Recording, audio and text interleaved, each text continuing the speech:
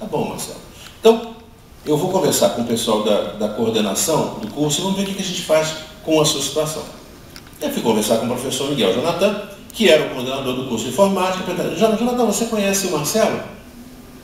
Ele falou: conheço. É o menino cego? Pois é. Jonathan, me diz uma coisa. Ele quer fazer um curso de computação gráfica. Só que computação gráfica é uma disciplina totalmente visual. O que você acha? Ele falou: não sei. Você acha que ele tem condição de fazer o curso? Sei. Uma boa resposta, porque na verdade não sabia mesmo, e nem eu sabia. Mas aí, por alguma razão, o fato desse aluno ter se colocado para mim e disse assim: eu quero fazer o curso. Ele quer fazer o curso, então deixa fazer o curso. Se ele não conseguisse completar o curso, a culpa seria de quem? Seria minha? Ou seria dele? Bom, essa pergunta eu fui andando para casa pensando: se ele não completar o curso, de quem é a culpa? É minha ou é dele? Voltei na próxima aula. Marcelo, fazer orientação e mobilidade. Como é que o cara sai da casa dele e chega na UFRJ? Como é que ele chega na UFRJ, sai da portaria e vai até a sala dele? Que tipo de sinalização existe? Tá? Outra coisa, a questão do contato social. Então, são várias questões. Então, no caso de deficiência visual, são essas as demandas. E um surdo? E um deficiente auditivo? Bom, tem vários tipos de surdo. Né? Tem surdos que têm praticamente não escutam nada mesmo. Tem surdos que não têm nem o aparelho auditivo, o sistema auditivo. Né? Alguns têm uma deficiência que pode ser minorada ou até praticamente eliminada através de aparelhos de surdez ou de implante coclear. Tá? Bom, mas isso resolve? Às vezes não resolve. Porque você, por exemplo, está numa sala de aula, está todo mundo, os alunos estão cochichando uns com os outros e o professor está falando lá na frente. O aparelho auditivo, ele não tem essa discriminação. No ouvido da pessoa surda vai aparecer um burburinho misturado com a voz do professor e aquele troço fica absolutamente desagradável. Um gato mia do lado de fora, aquele miado do gato entra é desagradável. Então, há necessidade de um aparato para melhorar essa situação. Nós vamos falar um pouquinho sobre isso daqui a pouco. Bom, Libras. Necessidade do tradutor e intérprete de Libras. Mas aqui nós temos um problema. O tradutor e intérprete de Libras, ele tem uma boa formação, ele é um cara bacana, ele é um cara que entende da questão gestual, da questão emocional, é uma profissão muito legal. Só que o intérprete de Libras, ele aprende um básico da literatura. Se você botar um intérprete de Libras para ele fazer tradução de física quântica, uma aula de física quântica ou uma aula de eletrônica avançada, pobre intérprete. Isso aconteceu comigo. Eu dava aula na Universidade Estácio de Sá e eu estava dando uma aula sobre arquitetura de computadores e a Estácio de Sá tinham 3 alunos cegos, tinha 3 alunos surdos na minha sala. Um deles lia lábios. Não muito bem, lia mais ou menos. E o outro, realmente, os outros dois, uma menina e um garoto, nenhum dos dois lia lábios. Então era tudo, tinha que ser através da língua brasileira de sinais. Então a universidade contratou uma senhora e a senhora ia lá nas aulas.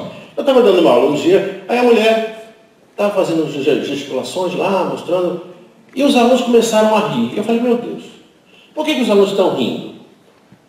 Eu não estou contando nenhuma piada, estou falando de arquitetura de computadores, né, usando termos técnicos. E aí, olha para a mulher, olha o que essa mulher estava falando. A mulher estava falando o seguinte: não estou entendendo porra nenhuma que esse homem está falando. Por quê? Porque ela não conhecia o jargão, as palavras, não sei nem se elas existiam em Libras, eram palavras específicas de uma certa disciplina. E eu falando ali, e a mulher estava tentando correr atrás, mas chega a um determinado limite em que ela realmente não foi especializada nisso. Então, o intérprete de Libras é muito bom, é essencial, é muito confortável, mas à medida que o curso vai prosseguindo, tá, o intérprete de Libras não dá conta. Por quê? Porque o intérprete de Libras ele tem um vocabulário, por maior que seja, ele não engloba a humanidade. Você pode falar sobre qualquer assunto, né? Você vai discutir transformada de Fourier, tá? Vai gesticular isso em libras. Tá? Matemática não dá para gesticular em libras, matemática avançada. Então, é muito importante? Sim, é muito importante, mas tem necessariamente que existir outras alternativas. Se não existirem essas alternativas, a pessoa surda não consegue avançar. Ela fica limitada ao conhecimento do intérprete. Tá? Repara que é o seguinte, não estou fazendo nenhuma crítica a intérpretes. Estou colocando uma situação de elogio à capacidade dos intérpretes de ir muito além até do que a formação deles permite. Todo intérprete acaba tendo uma cultura geral vastíssima, por ter que enfrentar cada desafio monstruoso. Mas tem outro problema, nossa universidade tem 7 intérpretes, 7, para atender 80 alunos. Não dá, aritmeticamente é pouco. Os alunos têm que ter outras alternativas. Leitura labial é legal, mas não é suficiente. Por que não é suficiente? Porque, mesmo que a pessoa seja extremamente proficiente em leitura labial, ela vai ter um determinado limite da compreensão. Se o cara tiver bigode, que droga! Leitura labial é incompatível com bigode. Tá? Segunda coisa, se a pessoa começa a falar muito rápido, ou se ela começa a usar um gesto um pouco diferente, pronto, a leitura labial já não funciona. Bom, mas mesmo que se saiba que é um método bitado, é uma coisa indicada. Agora, leitura labial não é fácil. Leitura labial é muito razoável para quem não nasceu surdo. Porque a pessoa foi treinada, digamos, de criança, conhece os sons e ela consegue com mais facilidade. Um surdo de nascença aprender leitura labial realmente precisa muita força de vontade.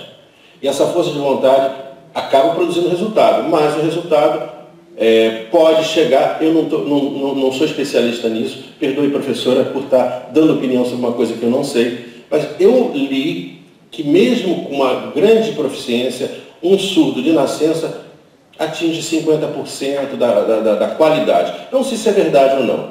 Tá? Ou seja, ele não atinge totalmente a capacidade de tradução. Então, precisa de outras alternativas sempre.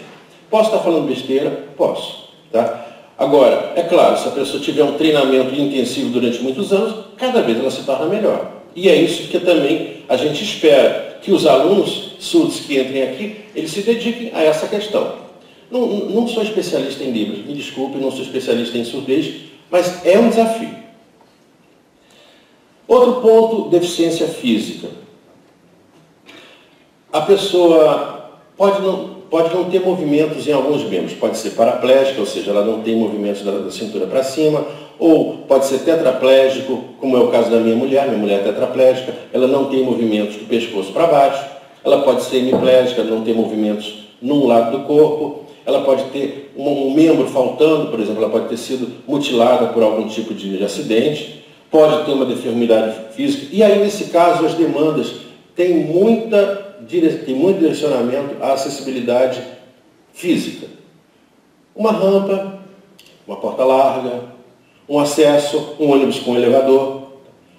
Para muitos a questão pode ser muito mais complicada porque pode envolver situações físicas. Todo mundo faz xixi. Se você não consegue mexer a sua mão e você é homem, como é que você faz xixi? Então, você vai precisar de algum macete. Você pode, por exemplo, colocar uma camisinha ligada a um caninho para fazer xixi. Mas muitas pessoas não conseguem fazer xixi porque o mecanismo interno de expulsão do xixi não funciona. Aí você tem que enfiar um caninho para você tirar o xixi. Isso chama-se cateterismo. Tá? E aí a pessoa sozinha, se ela for paraplégica, ela consegue fazer cateterismo. Se ela for tetraplégica, não consegue. Precisa de uma pessoa. Que pessoa?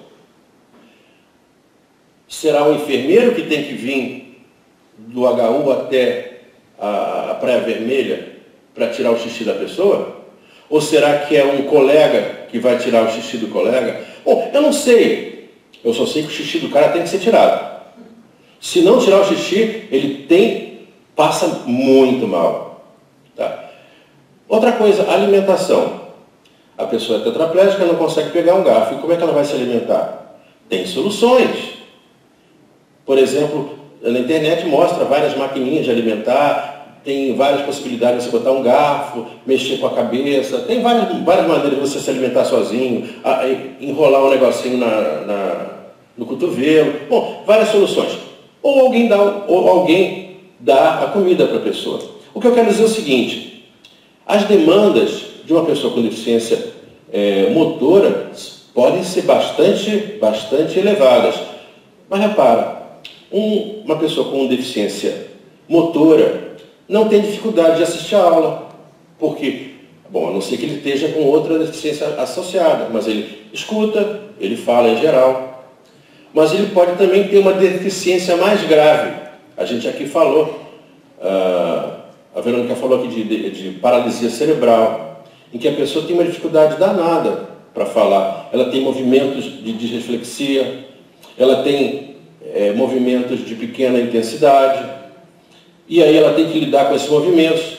Ela pode ter muita dificuldade para articular a fala, por exemplo, sem querer fazer aqui nenhuma piada. Isso aqui é só para ilustrar. A pessoa pode falar com você assim: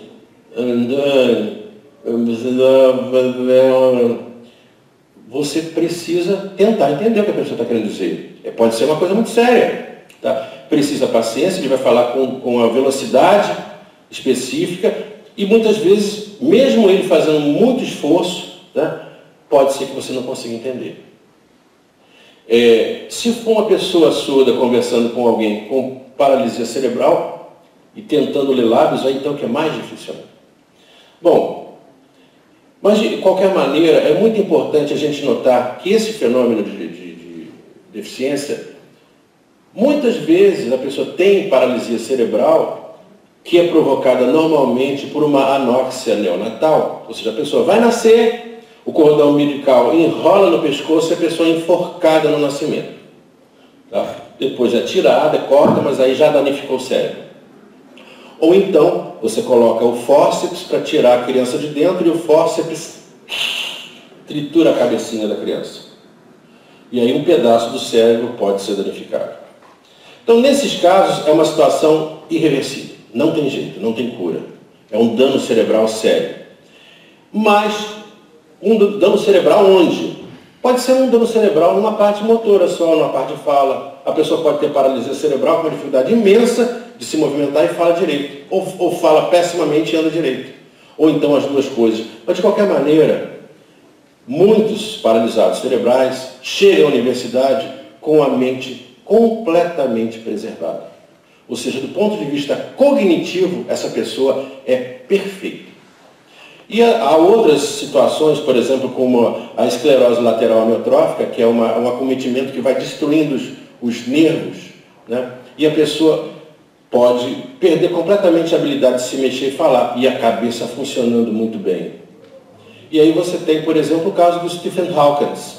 Talvez tenham falar sobre um dos maiores cientistas do mundo, que não fala, né, se move, basicamente mexe um dedinho, um pedacinho assim, e com isso ele consegue acionar equipamentos e escrever livros junto com outros autores, assim por diante.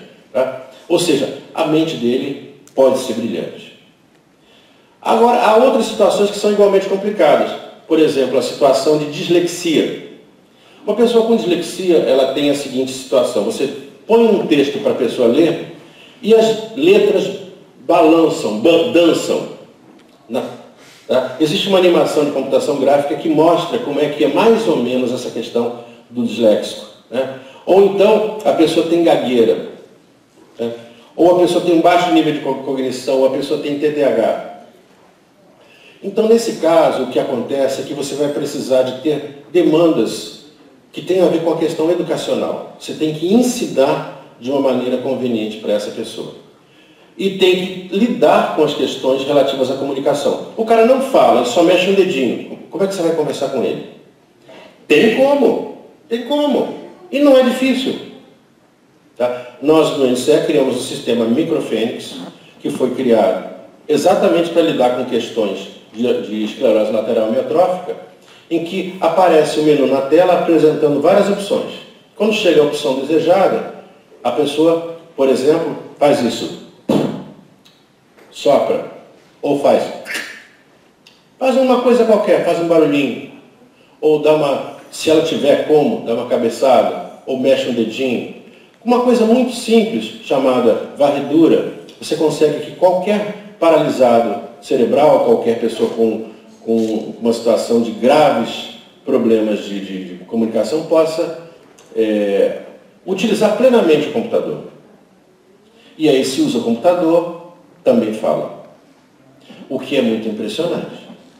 Você vê uma pessoa que só mexe o dedinho, o computador falar por ela, é impressionante. E é programa que a gente tem escrito aqui na nossa UFRJ. Bom, e há outras situações, por exemplo, a universidade está recebendo algumas pessoas com esquizofrenia, né? Esse ano não temos nenhuma pessoa com psicose, mas são situações que a gente vai ter que trabalhar comunicação, aprendizado e relacionamento, mas a gente recebe muito Asperger. Asperger, não sei se vocês sabem o que é Asperger, né? Asperger é uma síndrome que pertence ao espectro autista, e a pessoa que tem essa síndrome, ela pode ser absolutamente brilhante. Ela pode ser, por exemplo, capaz de tocar música como ninguém. Ou ela pode ser capaz de assistir uma aula complicadíssima e criar em cima dessa aula. Ela pode ser uma pessoa genial em termos de aluno. Só que você não consegue conversar com ela. Ela não consegue olhar no seu olho. Tá? Se você tem dúvidas sobre o que é Asperger, Google Asperger. Né? E nós temos lá no Inicial onde eu trabalho, tem vários colegas que têm Asperger. São excelentes profissionais, desde que você não fale com eles. Tá? Como é que você lida com isso? Bom, e tem outro caso que é parecido com Asperger, que é a superdotação. A pessoa que é tão genial que com 4 anos ela consegue completar o doutorado.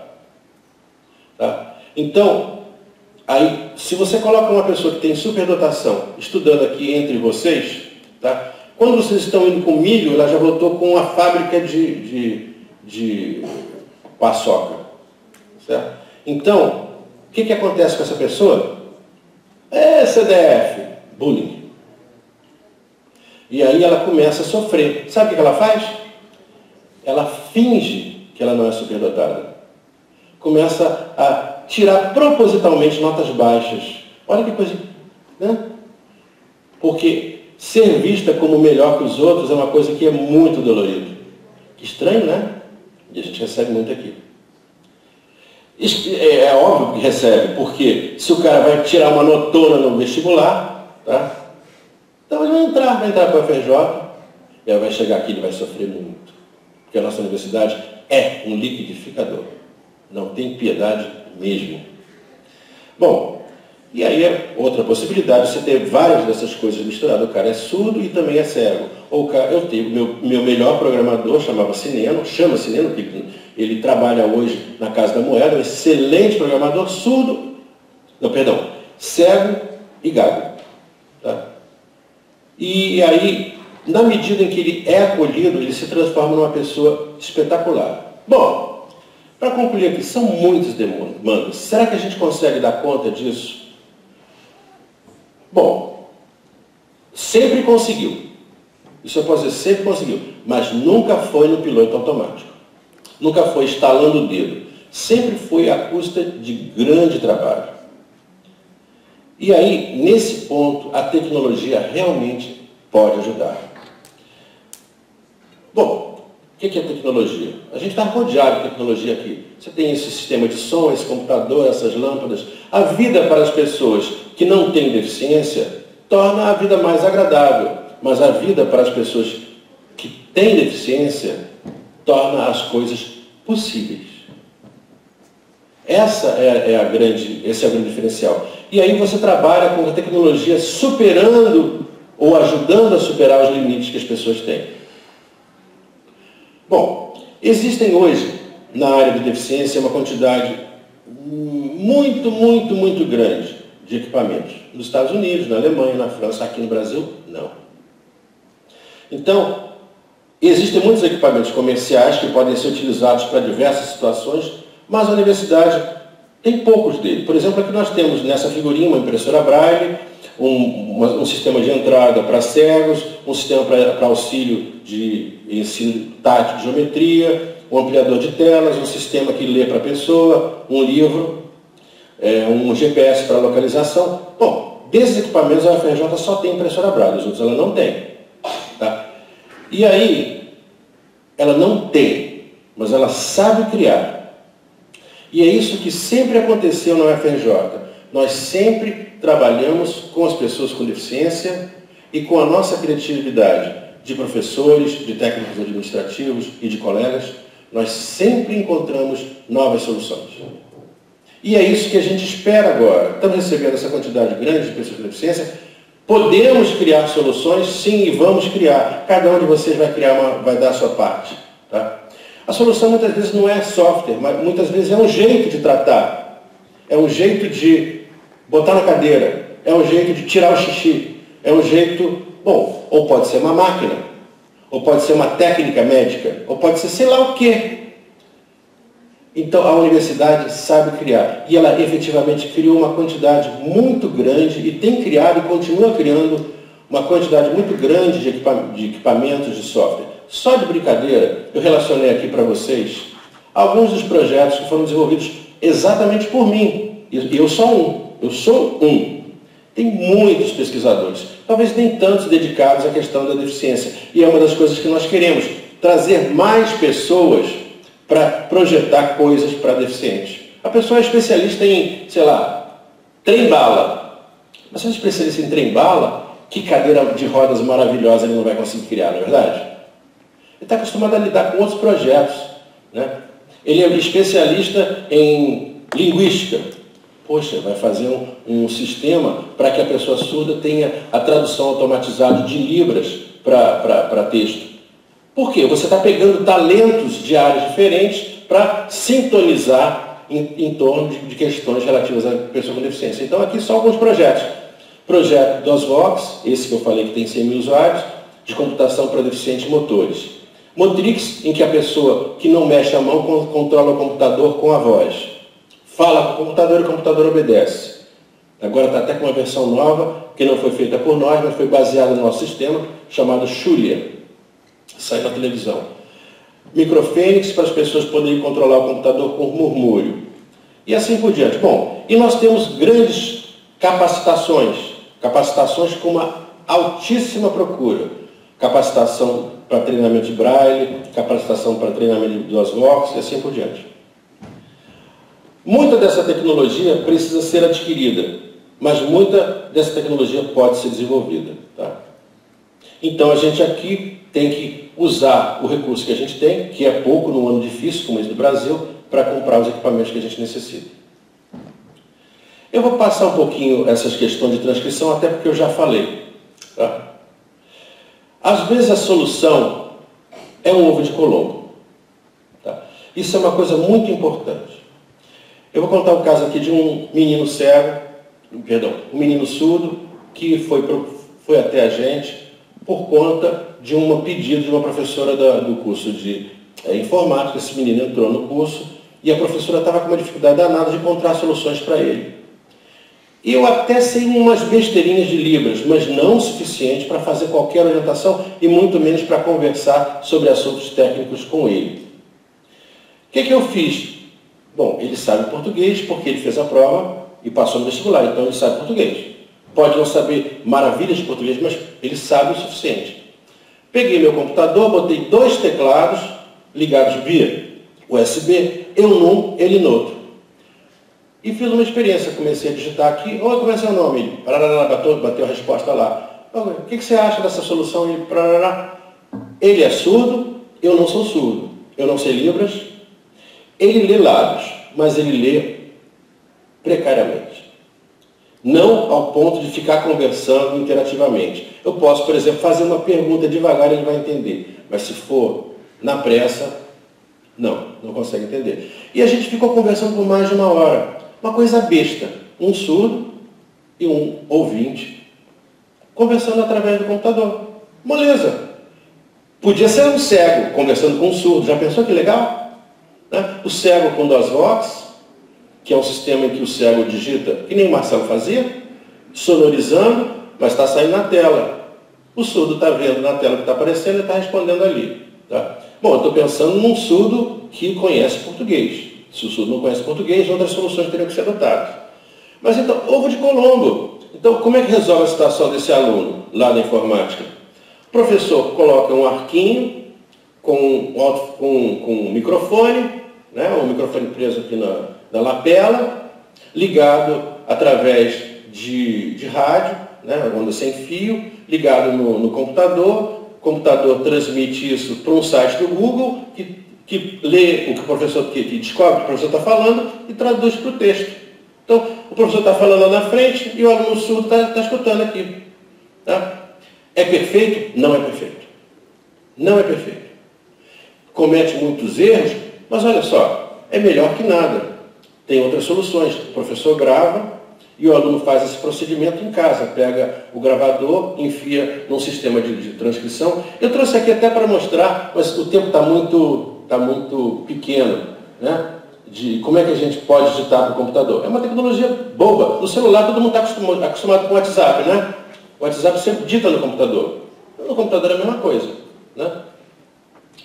Bom, só para completar, o desenvolvimento ainda está na sua infância, mas eu acredito realmente que a presença de mais pessoas no UFRJ pode fazer uma enorme diferença. Pode causar que a tecnologia dê um salto a partir dessas novas necessidades. E não tem jeito, se você tem uma pessoa que está do seu lado, você tem uma simpatia por essa pessoa, você quer se comunicar com essa pessoa, você vai dar seu jeito. E provavelmente você vai descobrir algum ovo de Colombo, que nem esse ovo de Colombo do teclado. Eu nunca tinha pensado nisso. Nunca tinha precisado conversar com um surdo. E conversei por mais de 1 hora com o sujeito. Tá? Ele saiu dali feliz, me ensinou até de quebra, me deu um bônus, deu uma mini aula de Libras para mim, ensinou umas palavrinhas que eu não conhecia, né? Fiquei contente, ele ficou contente, ficamos amigos. Tá? Ovo de Colombo, os 2 teclados. Tá? Um ovo de Colombo. Para ele, provavelmente os colegas vão inventar 580 ovos de Colombo que eu não vou pensar.